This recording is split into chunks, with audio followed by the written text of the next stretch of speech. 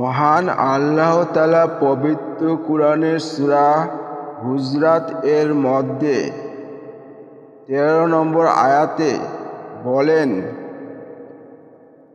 মানুষে মানুষে কোনো ভেদাভেদ নেই। জাতীয় আভিজাত্য ও বংশ গৌরবের অহমিকা ঘৃণিত। সেই সঙ্গে বংশীয় কলিন্যে কুঠারাঘাত করে বলেন, মর্যাদার মাপকাঠি একমাত্র তাকওয়ার উপর ভিত্তি করেই হবে। এ সম্পর্কে এ আয়াতে বলা হয়েছে, বিসমিল্লাহির রহমানির রহিম। ইয়া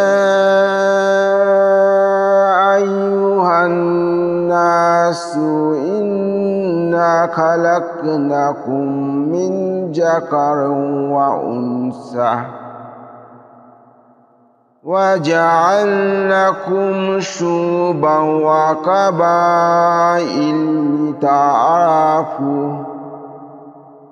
إِنَّ أَكْرَمَكُمْ عِندَ اللَّهِ أَتْقَاكُمْ إِنَّ اللَّهَ عَلِيمٌ خَبِيرٌ। অর্থ,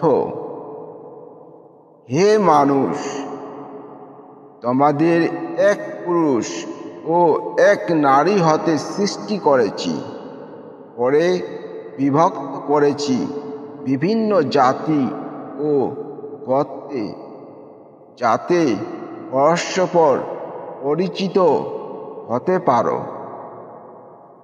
মুত্তাকিরাই বা তাকওয়া সম্পন্ন ব্যক্তিরাই আল্লাহর কাছে অধিক মর্যাদা সম্পন্ন। এ আয়াতের নাজিলের প্রেক্ষাপট সম্পর্কে বলা হয়েছে,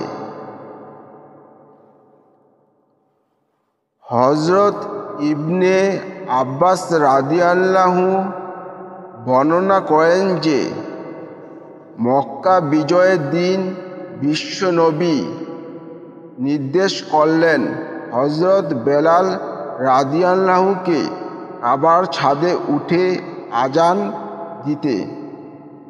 তিনি কাবার ছাদে উঠে আজান দিলেন।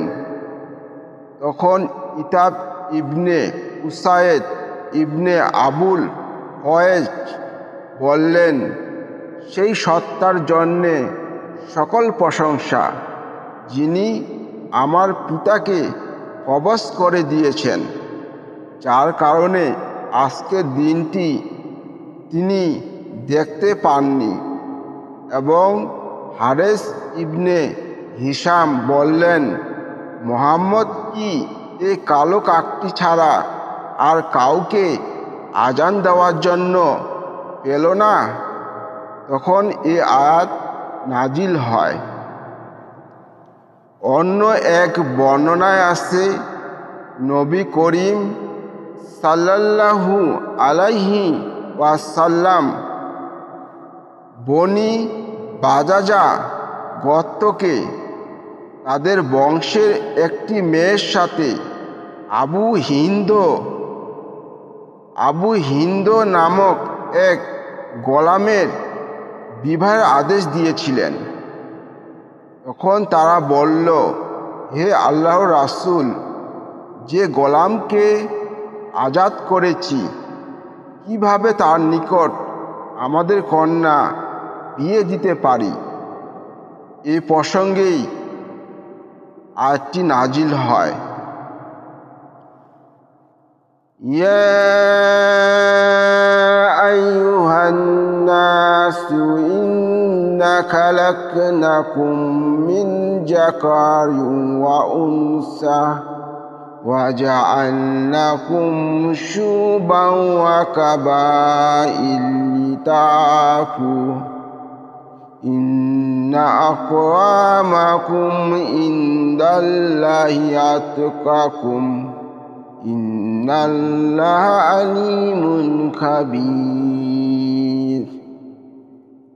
মহান আল্লাহ তাআলার ঘোষণা এলো যে হে মানুষ, আমাদের এক পুরুষ ও এক নারী হতে সৃষ্টি করেছি, পরে বিভক্ত করেছি বিভিন্ন জাতি ও গোত্রে, যাতে পরস্পর পরিচিত হতে পারো। মুত্তাকিরাই বা তাকওয়া সম্পন্ন ব্যক্তিরাই আল্লাহর কাছে অধিক মর্যাদা সম্পন্ন।